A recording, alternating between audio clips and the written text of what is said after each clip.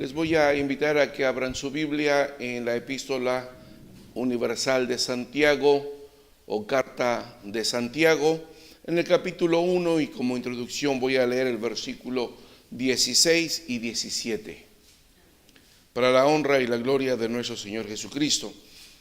Amados hermanos míos, no erréis. Toda buena dádiva y todo don perfecto es de lo alto, que desciende del Padre de las luces, en el cual no hay mudanza ni sombra de variación. Bendito sea el Señor. Ocupen su lugar, hermanos, y hago introducción con estos versículos para demostrar nuevamente que, aunque la carta de Santiago es muy práctica, es muy directa, trata temas muy prácticos, también vemos versículos como este, que son muy profundos, son muy teológicos. Dice que toda buena dádiva, todo buen regalo, todo buen don, algo que es perfecto, esto es de lo alto, que desciende del Padre de las luces, el que todo lo mira, el que todo lo sabe, en el cual, en este Dios, no hay mudanza, no hay cambio, ni se mueve como las manecillas del reloj.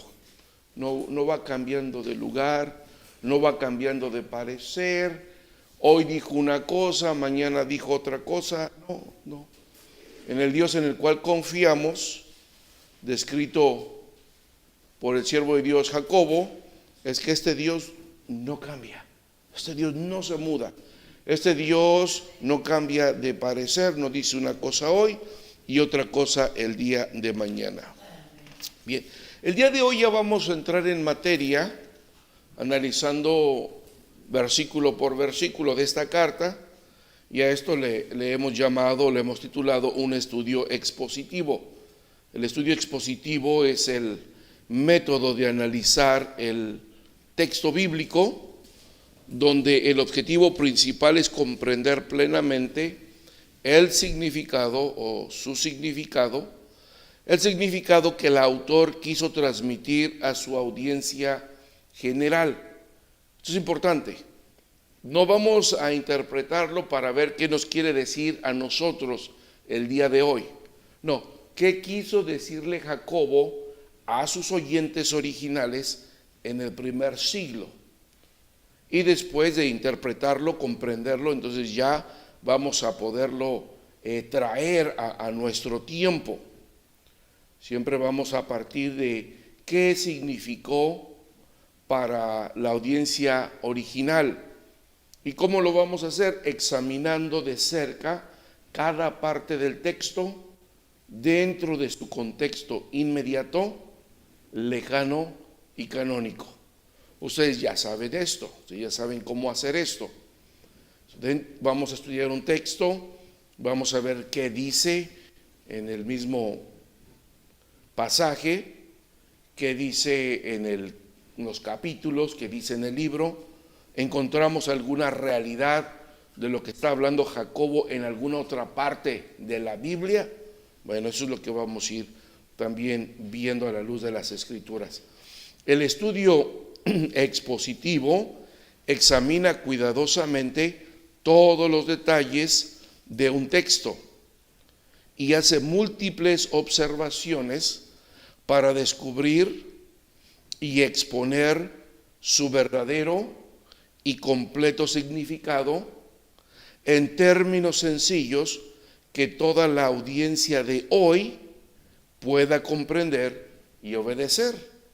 ¿Sí? Ahora sí, después de haber analizado cada parte del texto en su contexto inmediato, lejano y canónico, después vamos a hacer múltiples observaciones, vamos a tratar de exponerlo, exponer su contenido verdadero, completo, el significado completo, en términos sencillos que nosotros el día de hoy podamos comprender y de esa manera poner en práctica o obedecer.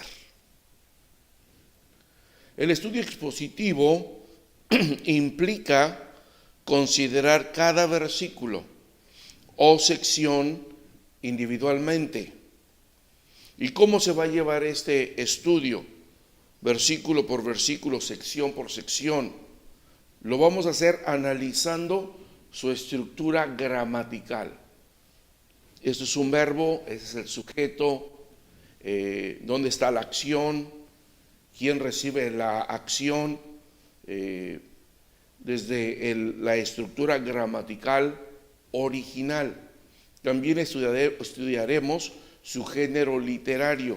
Esta sección es narrativa, esa sección es poesía, en fin, junto con su contexto histórico y cultural. Este método ofrece al oyente información detallada respecto al tema específico de la realidad que está tratando el autor, con la intención de comunicar hechos, datos, conocimientos o conceptos de una manera objetiva, veraz y útil para transformar una vida. Porque de eso se trata, hermano. No se trata solamente de adquirir un conocimiento, no se trata de ser literarios, de ser estudiosos de la palabra de Dios, sino que esperamos que el conocimiento que extraigamos de la palabra de Dios nos vaya sirviendo para transformar nuestra vida. Porque si no, solamente seríamos líricos en el conocimiento de la Biblia. Y pues de eso están llenos muchos seminarios, muchos maestros de teología, maestros de Biblia, y muchos simplemente son académicos, son líricos, pero se trata de empezar a poner en práctica, a vivir lo que la Biblia dice, a que usted y yo lo practiquemos, lo vivamos. De eso trata el estudio expositivo, hermanos, de eso trata. Eso es lo que vamos a tratar de hacer con la ayuda del Espíritu Santo y a la luz de las Escrituras, versículo por versículo. Así que si ya están ustedes preparados, tienen con qué anotar, porque es imposible que ustedes capten todo lo que escuchen aquí, es imposible que retengan todo lo que ustedes escuchan, así es que entremos ya en materia. Primer versículo, primer capítulo, primer versículo. Abran su Biblia, ustedes pueden tener su Biblia abierta, ir cotejando las palabras. En la pantalla voy a estar poniendo nuestra versión 1909, Reina Valera.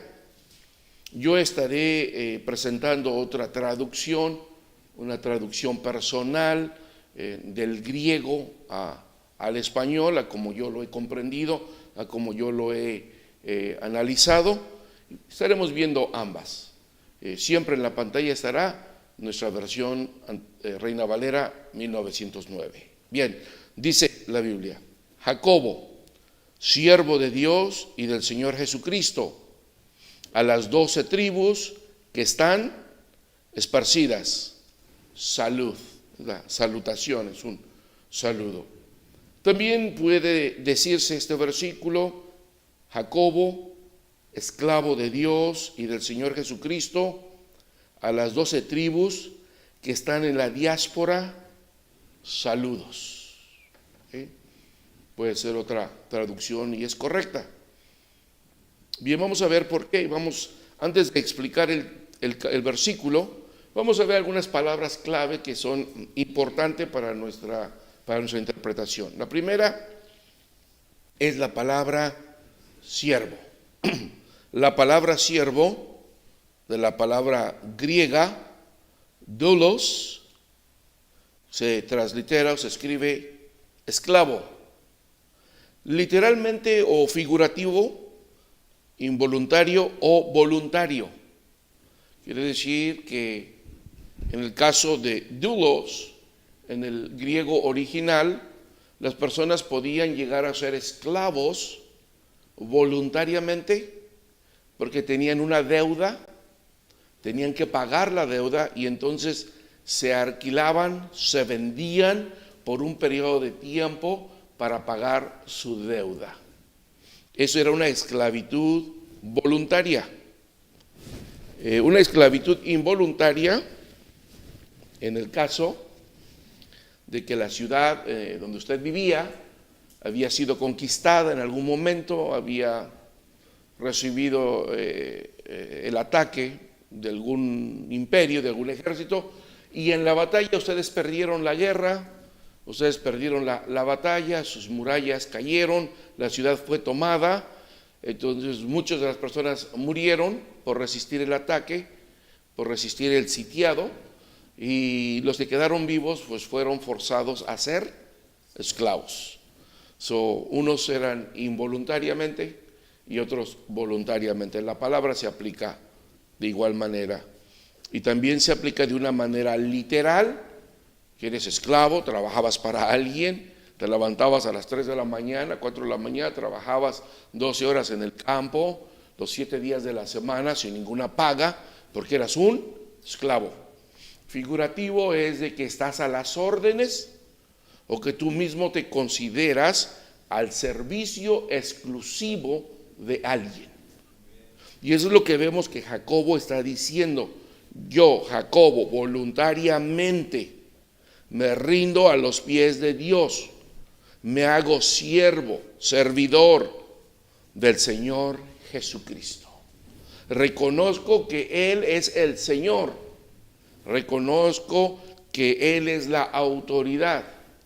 Por lo tanto, voluntariamente me someto a su poder, a su autoridad y me hago dependiente, servidor de Él, voluntariamente. ¿Por qué? Porque esta palabra doulos o esclavo también frecuentemente tiene un sentido de sujeción o subordinación. Entonces no necesariamente quiere decir que era un esclavo, que estaba encadenado y que en la noche lo tenían que encadenar, lo metían a un cuarto para que no se escapara. No, sino que voluntariamente se somete a la autoridad de otra persona, y en este caso se somete a la autoridad de Dios y del Señor Jesucristo. No solo aquí vemos que utiliza esta palabra por mostrar que voluntariamente reconoce la autoridad del Señor, sino que muestra su humildad por cuanto el siervo no viene en su propio nombre, sino también en la condición como portador de que utiliza sobre de él el nombre de su amo. Esa es otra postura de esta palabra. Cuando usted dice que es servidor del Señor Jesucristo, que es usted siervo del Señor Jesucristo, su nombre ya no significa nada. Usted ya no tiene nombre. Un esclavo ya no tiene su nombre, ya no tiene el nombre de su familia. Pasa a ser el esclavo de X persona. Por lo tanto, es el esclavo de esa persona. Y se menciona el nombre de aquella persona sobre de ese esclavo. Entonces vemos que Jacobo está diciendo en una manera de humildad, al hacerse siervo de Jesucristo, yo ya no vivo, o no vivo ya más yo, como decía Pablo, sino Cristo vive en mí. Y como portador del título del gran rey. O sea, no era un siervo de cualquier personaje, no se había hecho esclavo de cualquier personaje, sino del gran rey o del rey de reyes y del señor de señores.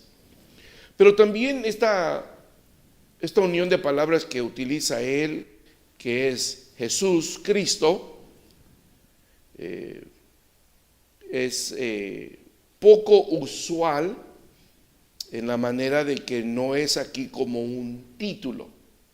El título de Cristo, cuando se utiliza el nombre de Jesús y Cristo, o Jesús y Cristos, realmente se utiliza como no como un título, sino ya como un nombre personal. Entonces Jacobo está demostrando una relación personal con el Señor Jesús.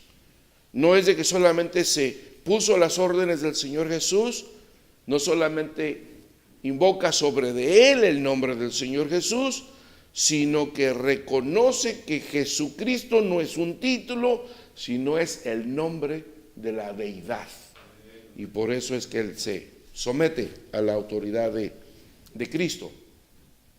Sería sorprendente, hermanos, para un judío del primer siglo que pasó la mayor parte de su vida en Jerusalén, emplear esta palabra o este nombre tan trascendental del Señor Jesucristo y unirlo al título de esclavo. Los judíos, por naturaleza, por su soberbia, jamás se dejaban llamar siervos o esclavos de nadie, jamás. Ellos estaban dispuestos a morir, a ser siervos de alguien. Por eso es que cuando Jesús le dijo a sus discípulos, y entre ellos estaban los fariseos, y dijo: es que yo he venido a darles libertad. Y él dijo: nosotros somos libres, nosotros no somos esclavos de nadie. Pero el Señor hablaba de la esclavitud del pecado. Y ellos inmediatamente dicen: no, nuestro padre es Abraham, somos hijos de Abraham y nosotros no servimos a nadie, somos libres. Entonces ellos tenían esa mentalidad. Entonces imagínense cómo es sorprendente que Jacobo, un judío crecido en Jerusalén, empleara esta palabra para sí mismo y hacerse semejante a un esclavo, someterse bajo la autoridad de Cristo, que para ese entonces pues supieron que el Señor Jesús había sido una persona histórica, pues era llamado en el aspecto histórico como hombre Jesús de Nazaret. Exacto. Es una persona que había vivido en Nazaret, conocían su familia, conocían a su madre, y fue una persona histórica, una persona real que vivió. Muchos judíos del primer siglo de este tiempo se recuerdan de que Jesús había sido una persona verídica, y ahora se encuentran que Jacobo se está haciendo esclavo de esta persona que se llama Jesús el Cristo.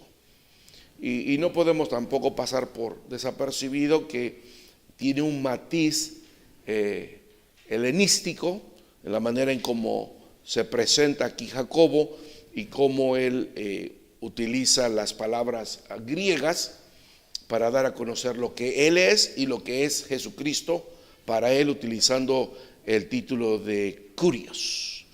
Entonces nos da a entender que aunque Jacobo venía de una familia judía, crecido en Jerusalén, no se sabe que Jacobo, al igual que Pablo, por ejemplo, tuvo estudios a los pies de Gamaliel, y para aquel entonces todos los sacerdotes, los fariseos, los que componían el Sanedrín, pasaban por la escuela griega. Tenían que aprender filosofía, tenían que aprender el griego, escribirlo, leerlo. Era parte de ser personas cultas, personas preparadas.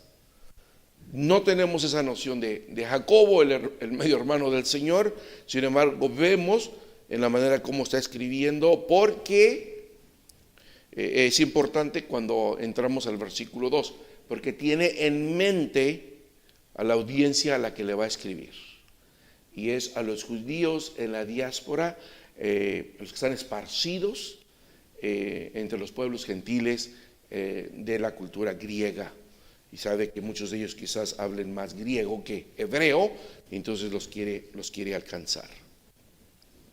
Esa siguiente expresión, a las 12 tribus, al usar esta frase, el autor ve a los destinatarios de la carta como el verdadero Israel, directamente a las comunidades judeo-cristianas fuera de Palestina. Ahora ustedes van a encontrar esta palabra en muchos libros, hablamos como un paréntesis. Ustedes van a encontrar esta palabra en muchos libros. bíblicos.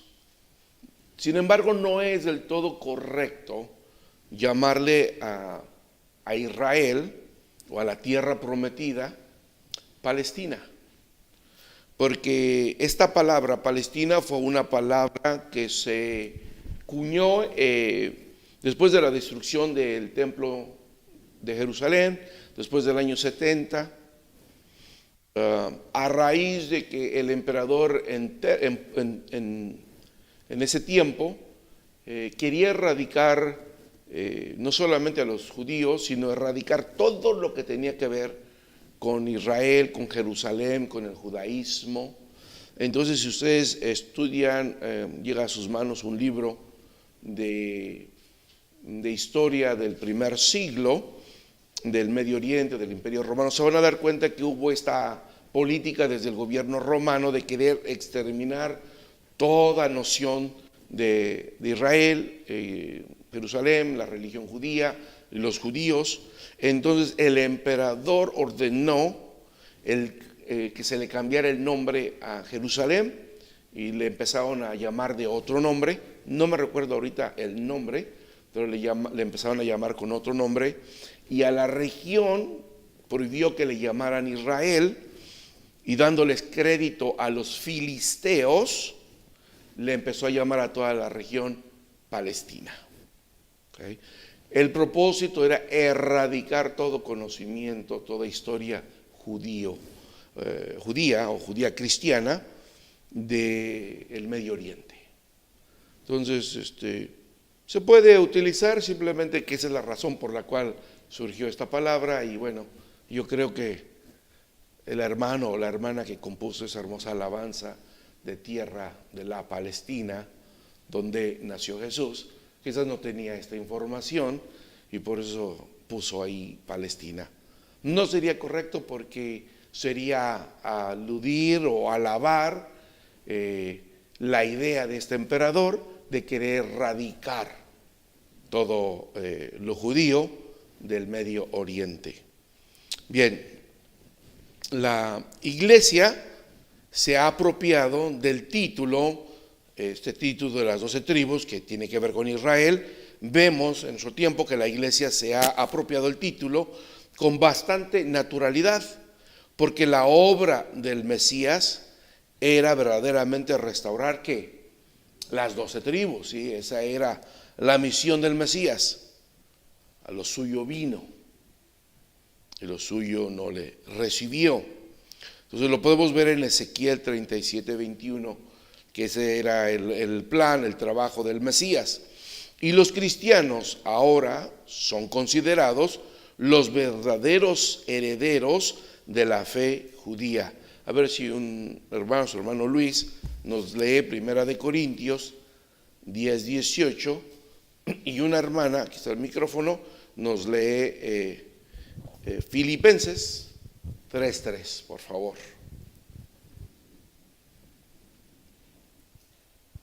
Primera de Corintios 10:18 dice así, para la gloria de Dios: mirad a Israel según la carne, los que comen de los sacrificios, ¿no son partícipes con el altar?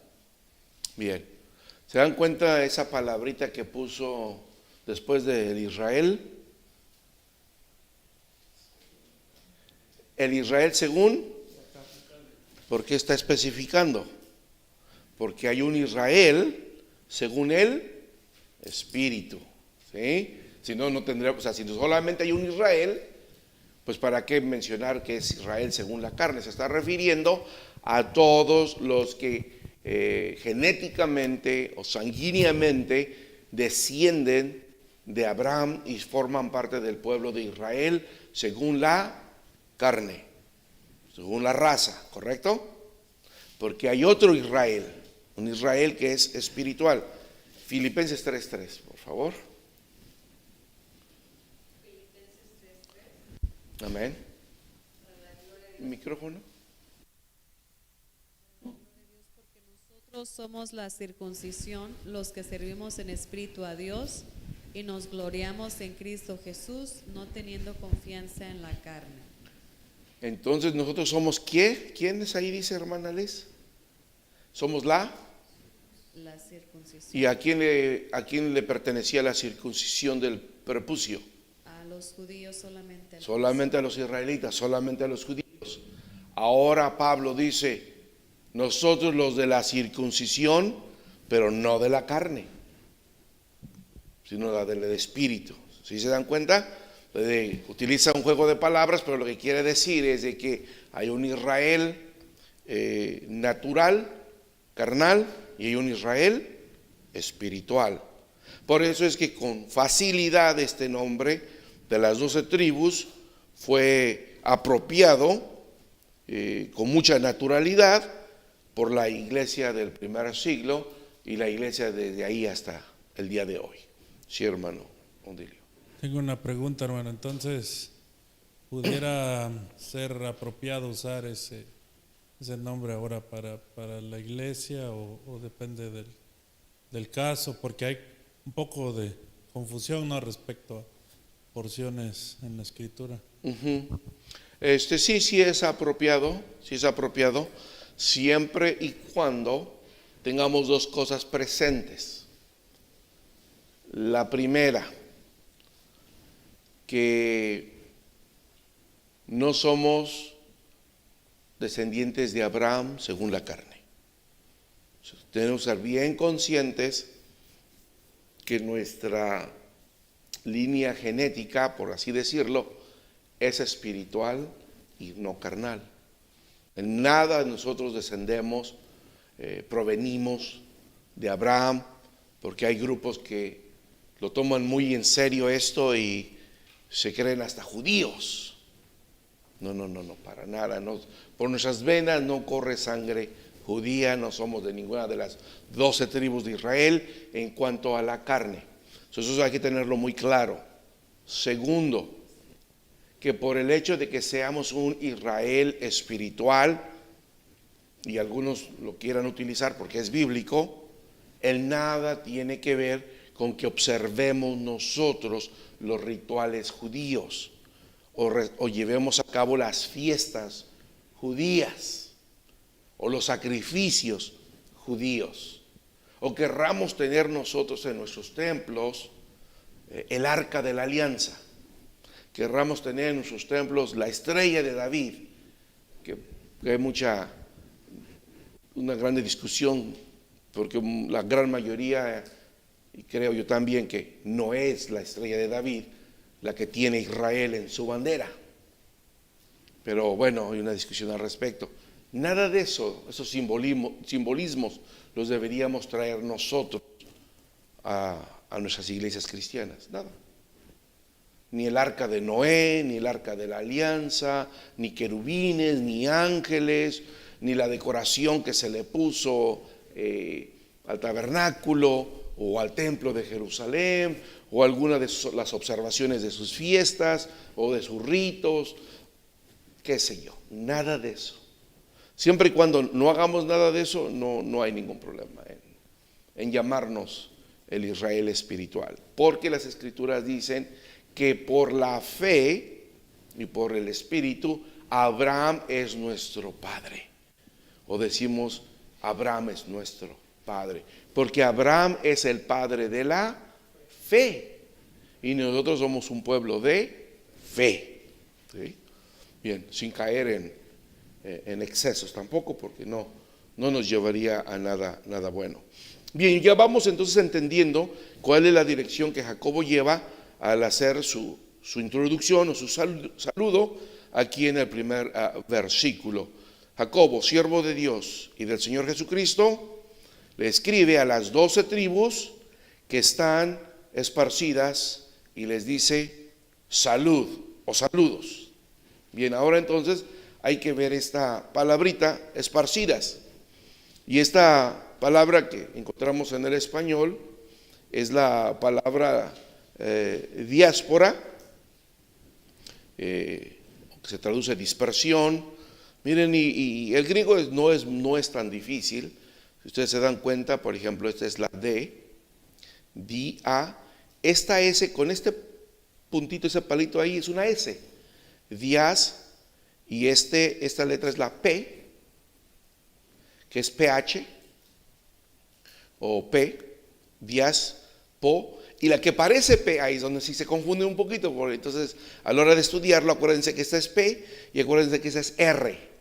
La que parece P es una R, y la que parece una O con un palito es S, y la que parece una V de vaca es una N, y la que parece una U es una M. Es las únicas 4 letras que nos pueden así como confundir un poquito.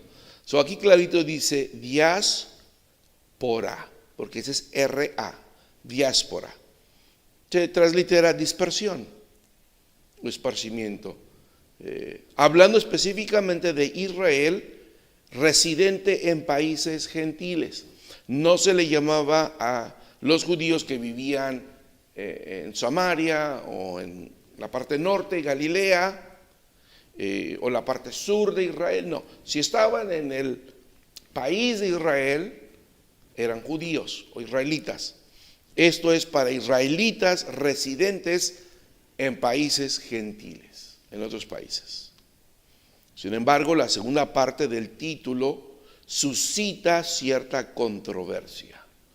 Los judíos empleaban el término diáspora para referirse a la parte del judaísmo que desde antes ya vivía fuera de Israel. Entonces, de ahí donde tenemos que hacer una pausa y tenemos que tratar de analizar por qué Jacobo utiliza la palabra que sí en un tiempo breve aparecen escritos antiguos que a la razón de cuando vinieron los asirios sobre las 10 tribus del norte, se recuerdan que ellos fueron conquistados primero, lo que se llamaba Israel, las 10 tribus del norte, y ellos fueron conquistados primero. A partir de esa conquista y que se llevaron la gran mayoría, a los pocos que dejaron en la región, y esa región era Samaria, los asirios trajeron gente para mezclarse con ellos en Samaria. Por eso que para el tiempo del Señor Jesús, los judíos no podían ver bien a los samaritanos, porque los samaritanos venían de esa mezcla de gentiles, asirios y de judíos. Aunque no habían abandonado del todo su fe judía, pero ya había una mezcla y los judíos no se mezclaban, los judíos no se juntaban con nadie. La otra parte fue llevada y esparcida en el imperio asirio de aquel entonces. A esa esparción, esa dispersión, mejor dicho, se le llamó la diáspora en un tiempo muy corto. Ya dejó de llamársele así, se olvidaron que existían las 10 tribus. Después, a los años, vino Babilonia, conquista Judea, Jerusalén, y entonces son llevados en 3 viajes, son llevados a Babilonia. No se volvió realmente a ocupar la palabra hasta que Jacobo la vuelve a ocupar, pero sí existía en la literatura judía que la diáspora, la primera vez que se utilizó fue a la dispersión de esas 10 tribus. Ahora vemos que Jacobo se la está aplicando a judíos cristianos. Entonces de ahí donde puede surgir un poco suscitarse la controversia, porque sí, se la está aplicando sinceramente a judíos cristianos, no solamente a judíos que ya estaban esparcidos, porque todavía estaban esparcidos en aquel entonces y vivían fuera de Israel, fuera de Palestina. La dispersión apunta en primer lugar a Israel desde el tiempo del cautiverio asirio de las 10 tribus. La referencia es Juan 7:35. La conexión aquí se hace seguramente con los creyentes en términos de la anticipación del Antiguo Testamento de la restauración de Israel. ¿Por qué lo está utilizando Jacobo? Bueno, porque él sabe, al escribir la carta, que estos israelitas judeo-cristianos que han salido y han llegado a estas ciudades donde había otros judíos que solamente estaban en el judaísmo, ahora tenían la oportunidad de escuchar el evangelio del Señor Jesucristo por boca de sus compatriotas que acababan de arribar a los países gentiles a la salida de Jerusalén.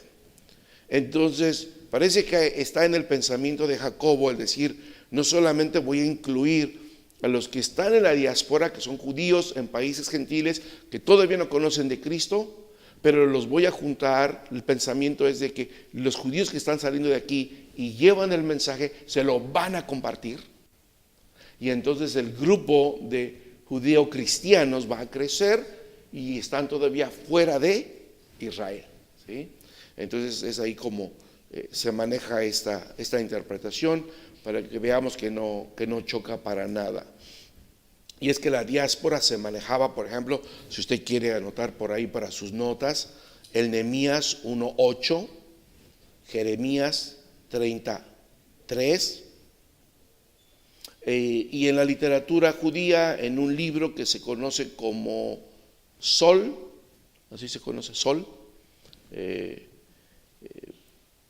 Sun en inglés, en el capítulo 17, versículo 28, dispersión, diáspora. Sin embargo, el uso del término aquí se ha extendido para aplicarse ahora a todo el pueblo de Dios en Cristo, en cualquier lugar del mundo, en cualquier lugar del planeta. Porque las instrucciones de Jacobo era que quien recibiera esta carta la copiara, la duplicara y la esparciera. La iban a copiar y la iban a pasar a todos los judíos cristianos que estaban esparcidos en el imperio romano de aquel entonces. Los tres usos del verbo, por ejemplo, diaspeiro en el Nuevo Testamento, se refieren todos a la dispersión ahora de la iglesia. Vamos a verlo. Un hermano que nos ayude a leer Hechos 8:1 y una hermana Hechos 11:19. O sea que este término que era exclusivo para Israel, ahora lo vemos que la iglesia se lo adjudicó fácilmente, así lo hizo suyo. Por lo mismo que no desconocían que eran Israel el espiritual. Hechos 8:1 y 4, por favor. Dice, y Saulo consentía en su muerte, y en aquel día se hizo una gran persecución en la iglesia que estaba en Jerusalén, y todos fueron esparcidos por las tierras de Judea y de Samaria, salvo los apóstoles. 4. Mas los que fueron esparcidos iban por todas partes anunciando la palabra. ¿Qué palabra creen que aparece en el griego ahí en Hechos? Diáspora, exacto, la misma. Ahora, ¿qué dice en el capítulo 11, versículo 19? Dice así, Hechos 11, capítulo 19. Capítulo 11, versículo 19. Capítulo 11, versículo 19. Amén. Y los que habían sido... ¿Se escucha? No sé si hermano David, ¿se escucha? No. ¿Está prendido? A ver. Ok. Hechos 11, 19. Y Amén. los que habían sido esparcidos por causa de la tribulación que sobrevino en tiempo de Esteban, anduvieron hasta Fenicia y Cipro y Antioquía, no hablando a nadie la palabra, sino solo a los judíos. Amén. Dios le pague, sí. Entonces los de la diáspora, ahora los que fueron esparcidos, que eran judeo-cristianos, llegaban a esas ciudades y les compartían el evangelio solamente a sus compatriotas, otros judíos. Entonces vemos que rápidamente esta palabra es absorbida en el evangelio, en el libro de Hechos. Pablo la maneja también y se hace ya muy común para ser manejada dentro de la iglesia.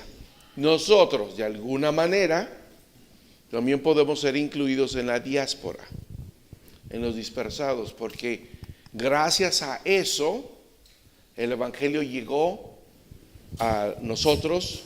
Pablo, ¿qué fue lo que Pablo hizo? La palabra diáspora quiere decir esparcir semilla. ¿Qué es lo que hacía Pablo en sus viajes misioneros? Esparciendo la semilla del evangelio. Esa semilla ha llegado hasta nuestros oídos, hasta nuestros corazones, y nosotros también podemos ser llamados pueblo de Dios o parte de la diáspora. Amén. Esa es la introducción, el marco en el que se está presentando a Jacobo, medio hermano del Señor. Versículo 2, vamos a ver hasta dónde podemos llegar el versículo 2. Dice Jacobo: hermanos míos, tened por sumo gozo cuando cayereis en diversas tentaciones. Este versículo a la ligera lo leemos y sí lo entendemos, pero tiene una grande profundidad teológica, espiritual, moral, porque es muy, muy difícil para el ser humano, inclusive para el creyente, el poder vivirlo. Tened por sumo gozo cuando se encuentren en medio de las pruebas. ¿Verdad que no está tan fácil? Bien, ¿a qué se refiere el siervo de Dios? Jacobo, otra traducción pudiera ser: hermanos míos, considérense completamente alegres cuando caigan en todo tipo de prueba. En todo tipo de prueba. Bien, vemos que el siervo de Dios Jacobo se está refiriendo a ellos como hermanos míos. Este término, aunque sí se aplicaba también entre judíos, vemos que lo está aplicando más como hermanos de la misma fe cristiana, como lo aplicamos nosotros en nuestro día. Cuando un cristiano se encuentra con otro cristiano, se llaman hermanos. No lo está manejando él como de judío a judío, sino lo está manejando como de cristiano a cristianos. Por eso dice hermanos míos. Ahora, esta palabra tened es una expresión de voz media y da la forma de dirigir algo, como que tú tienes la facultad de dirigir algo, como un guía turista y estás llevando a la gente por la ciudad y los diriges. Por ende, tú les mandas, tú les comandas, les dices: pasemos por aquí, detengámonos aquí, vamos a comer aquí, aquí vamos a descansar. Tú les vas dirigiendo, por lo tanto tú les vas dando órdenes, tú vas teniendo el control de ello, ¿sí? Llevas la autoridad oficial para determinar las paradas y los descansos. También es figurativo de estimar algo. Yo estimo, yo analizo, yo calculo, considero. Entonces de ahí las diferentes traducciones que se pueden utilizar de esta palabra dependiendo de su contexto. Puede ser como principal, como creer, como dirigir, entendiendo, estimando, gobernando o como guiando. Esto es lo que significa esta palabrita que tenemos aquí. Entonces, para darle la dirección correcta a la expresión, vemos que lo que está diciendo Jacobo es: hermanos, consideren o estimen de mucha felicidad. Ustedes mismos analicen mentalmente, porque esto es un proceso intelectual, esto no es algo como simplemente lo digo y se hace de esa manera. A ver, déjenme ver qué pasó aquí. Bien. Este tiene que ser un ejercicio intelectual. Por ejemplo, el mismo diccionario Sigue diciendo, es como participar en un proceso intelectual a la hora de que debo de pensar, debo de considerar. Así lo dice un comentario en inglés. Y encontré este texto de Filipenses 2:25, solo escúchenlo, anótenlo. Ahí aparece la misma palabra y dice Pablo a los filipenses, mas tuve por cosa necesaria enviarles a Epafrodito. En otras palabras, pensé que debería enviarles a Epafrodito. Porque ahí encontramos la misma palabra. Entonces es una palabra que me da a entender que se razona, se piensa, se considera los pormenores, se consideran las opciones que se tiene, y dice Jacobo, cuando analicen las cosas, analícenlas bien y arriben a la conclusión que cuando estén metidos en serias pruebas, en serios problemas, es la oportunidad de gozarse. Considérenlo, dice. Van a tener la oportunidad de estar completamente alegres, aunque les hayan venido todo tipo de pruebas, todo tipo de luchas, todo tipo de adversidades. Consideren que tienen la oportunidad de ser sumamente felices. Bueno, ¿de qué está hablando Jacobo? ¿Qué está diciendo? Porque a nadie le gusta estar metido en problemas, ¿o sí? A nadie le gusta tener adversidades, luchas. Es que me robaron el carro, me corrieron del trabajo, es que me enfermé, es que me caí, me quebré un pie, es que mi hijo está gravemente enfermo, es que mi mamá se cayó y está en México y no sé cómo ayudarla. Nadie quiere esos problemas, ¿correcto? Nadie quiere esas luchas. Entonces, ¿qué está diciendo pues aquí el siervo de Dios? Bueno, que consideremos, que pensemos correctamente cuál debe ser nuestra postura cuando caemos en diversas tentaciones. Y nuestra postura dice aquí cómo debe de ser: por sumo gozo, suma alegría. O sea, esto está tremendo, porque no va a ser tan fácil. Seguimos.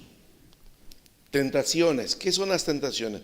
Esta es una palabra que ustedes van a encontrar en su Biblia, que se utiliza. Esta es la palabra peirasmos, que proviene de la palabra peirazo, como poner a alguien a prueba, como darle un problema a alguien para resolver. Y tiene dos connotaciones. Al final de cuentas terminan llegando a una Y y desembocando en el mismo lugar, pero da a entender que hay dos corrientes y desembocan en el mismo cauce. Una de esas corrientes es de que esta palabra peirasmos es ponerte a prueba para ver si eres fiel al Señor, si no renuncias a tus principios, si sigues tú victorioso, de pie. Y la otra, peirasmos, es cuando el diablo deliberadamente te presenta un pecado, un gustoso pecado, un suculento plato de pecado, y quiere ver si tú caes en la trampa. Uno es que si te mantienes firmes en tus convicciones, y la otra es para ver si caes.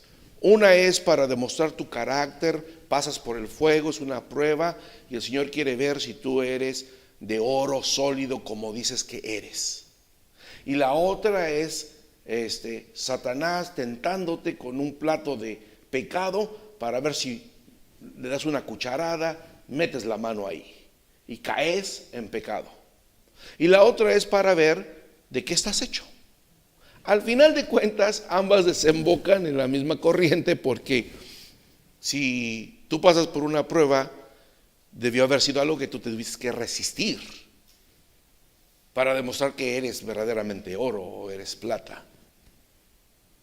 Si tú caes en pecado por la tentación de Satanás, pues has demostrado que no eres ni oro ni plata, ¿verdad? Y que renunciaste a tus principios. ¿Sí me explico? Pero siempre hay estas dos connotaciones. Por eso es que a veces en la Biblia usted va a encontrar esta palabra como prueba, que quiere decir pasado por fuego, y tentación, que el diablo te quiere hacer caer. ¿Okay? Exacto, sí, exacto. Entonces vemos el matiz de esta palabra. Por ejemplo, quiere decir como probar tu esfuerzo. O sea, el Señor quiere ver que si te estás esforzando al 100 o nomás es apenitas si estás haciendo lo mínimo, ¿sí? Entonces el Señor te pone a prueba. No que Él te ponga a prueba, pero pasas pruebas y Él está observando el resultado de la prueba. Está siendo probado. Si estás dando el máximo, te escudriña, te incita, la prueba te incita o te disciplina. Entonces también tiene una connotación de cuando entras a una prueba, a lo mejor estás siendo disciplinado por una mala conducta. Ahora no sabemos si el hermano le está pasando lo que le está pasando y decimos le está lloviendo sobre mojado por una disciplina o porque simplemente está siendo probado para que demuestre que es oro. Como no sabemos, no opinamos, no decimos nada, a menos que usted conozca lo que hay en el corazón y en la vida de la persona, ¿verdad? Pero no lo sabemos, entonces mejor no decimos nada. Pero también puede ser que está siendo escudriñado o está siendo disciplinado. En otras palabras, está siendo puesto a prueba. Por implicación se le pone a prueba por medio de una adversidad, de un problema.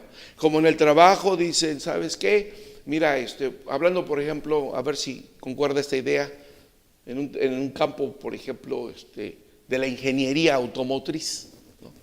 Mira, resuélvanos este problema, tenemos este problema, no sabemos cómo pasar más allá, estamos aquí atorados.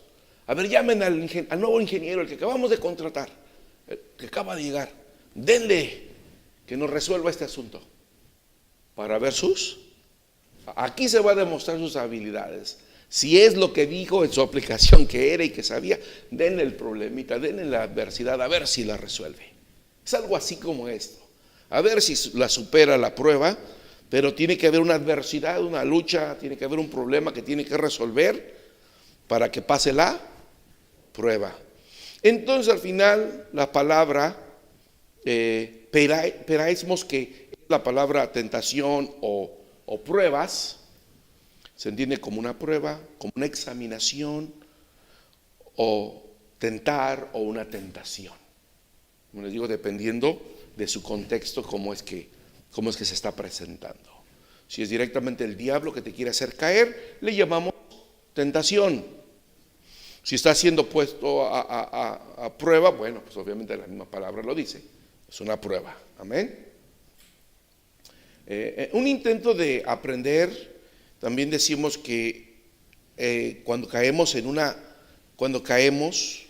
en diversas tentaciones o pruebas, es un intento de aprender la naturaleza o el carácter de algo mediante la prueba. ¿No quieren probar el oro? En unas ocasiones se le pone un ácido, se pasa por el fuego, no porque quieres destruirlo, sino quieres ver su finura, ¿no? Su calidad, su pureza. Entonces no es que lo quieras destruir, no es que lo quieras que caiga en una tentación, sino lo estás metiendo a prueba para ver su calidad. Tiene que ser probado, y de esta manera lo utiliza Pedro Primera de Pedro 4:12.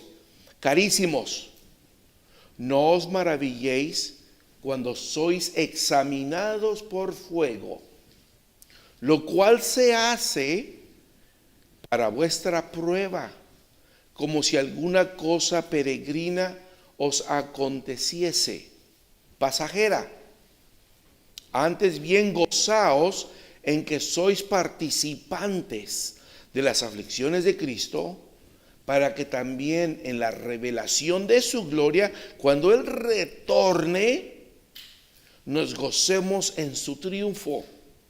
¿Por qué? Porque ya pasaste la prueba, fuiste probado y fuiste hallado fiel. Entonces, gózate, porque cuando la gloria de Cristo sea revelada en su retorno, tú vas a participar de su triunfo. ¿Sí? En otras palabras, estamos siendo probados de muchas maneras en nuestro caminar cristiano. La otra es un intento de hacer que alguien haga algo malo. Satanás te quiere tentar para que hagas algo malo y ofendas a Dios. No te está probando para ver qué calidad de oro eres. Aquí es porque quieren que caigas. Entonces te van a tentar, te incitan al pecado, como la tentación de Jesús a manos de Satanás. Quería que cayera en un pecado.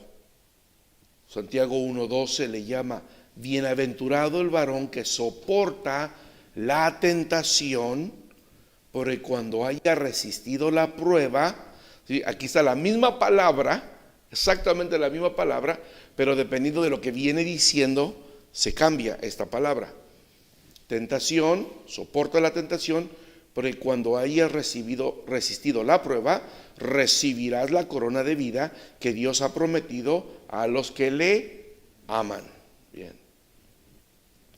Jacobo se está adelantando a los hermanos esparcidos en la diáspora, para que cuando vengan las pruebas, estas no les tomen por sorpresa. Jacobo no está diciendo aquí, si les llegan a venir pruebas, hermanos, eso es lo que ustedes tienen que hacer. No está diciendo eso Jacobo. Jacobo está diciendo, no si nos van a venir pruebas, no está diciendo cuando las pruebas lleguen, porque las pruebas van a llegar, le llegan a todo cristiano para que sea probado. Sino ¿cómo sabemos que va a resistir? ¿Cómo sabemos que es fiel al Señor? Que tiene una fe realmente salvadora. Bueno, porque tiene que ser probado. Entonces, cuando llegue la prueba, no es si llega, cuando llegue la prueba, no les agarre a ustedes de sorpresa. Quiere que ustedes respondan correctamente ante las necesidades. Cuando vengan las pruebas, estén preparados para vivir en completa felicidad y sin fingimiento del verdadero gozo que debe de existir en el corazón del creyente. Pero ¿por qué debe existir alegría cuando vengan las pruebas? ¿No sería mejor así como que, Señor, no sería mejor que yo te entrego mi vida, me bautizo, te acepto? No me mandes ningún problema, no me mandes ninguna prueba. Es mejor así, mira. Pero dice Jacobo, no. Van a venirte pruebas, pero sé feliz en las pruebas. Pero Jacobo, ¿cómo voy a ser feliz? ¿De qué se trata? ¿Por qué puedo ser feliz o por qué debo de ser feliz? Bueno, debes de ser feliz porque la adversidad te va a enseñar. La felicidad te va a ayudar para que tú puedas comprender de qué naturaleza o de qué carácter estás hecho. Y la palabra carácter no es aquí nuestro temperamento. Si somos enojones y todo eso es el temperamento. Aquí estamos hablando del carácter, de ser encuñados como la moneda. ¿Cuál es nuestro valor? Sale la fichita de oro, de plata, de bronce, y esa encuñada se le graba un carácter y dice, tú vales tanto. Es para que tú aprendas cuál es tu carácter, cuál es tu valor, cuál es tu naturaleza mediante las pruebas. Es resistir la tentación o la incitación al pecado. Entonces lo que está diciendo Jacobo al final del versículo 2 es lo siguiente: los cristianos deben de responder a las pruebas regocijándose por la madurez que pueden estas fomentar en su vida, pidiendo sabiduría a Dios y viéndolas como experiencias niveladoras que a menudo invierten los roles, los papeles de ricos y pobres. ¿Qué quiere decir? Lo que Jacobo está diciendo es: miren, hermanos, cuando les venga una prueba, en vez de que la rechacen y se pongan tristes y anden todos cabizbajos y llorando, regocíjense porque tienen la oportunidad de avanzar otro nivel en su madurez. Si no viene la prueba, no van a avanzar. No, es que mientras corre el viento en popa, el barco va a gusto. Los marineros van descansando como si no pasa, pues no pasa nada. Pero cuando vienen los vientos huracanados, la tormenta, es donde los marineros se tienen que, ¿verdad?, demostrar su experiencia y librar, que no se hunda el barco, y librar la batalla contra viento y marea. Es una oportunidad para agudizar nuestros sentidos espirituales. Es una oportunidad para experimentar un nuevo nivel de madurez. El soldado que ha estado en una batalla obtiene cierta madurez, cierta experiencia, pero un general que ha estado en 15 batallas y las ha librado, sí, o sea, sabe ya cómo funciona el asunto y se prepara, ¿verdad?, la estrategia, conoce a su enemigo, pero dice: otra oportunidad para madurar, para ir adelante. Y esta madurez, esto que pasa en nuestra vida, cuando no lo comprendemos, no lo analizamos, cuando decimos solamente es un problema, solamente es la enfermedad y me cega y no alcanzo a ver más allá, hermano pastor. Entonces dice: pídele a Dios sabiduría para que te haga entender qué está pasando y cómo tienes que actuar en tu vida. Pero, hermano pastor, no tengo sabiduría. Si no tienes sabiduría, demándasela al Señor, dice. Y Él te la dará en abundancia. No te va a redarguir, no te va a reprender. Y ahí vamos a llegar. Pero si se dan cuenta cómo ya Jacobo empieza a preparar el terreno de su discurso.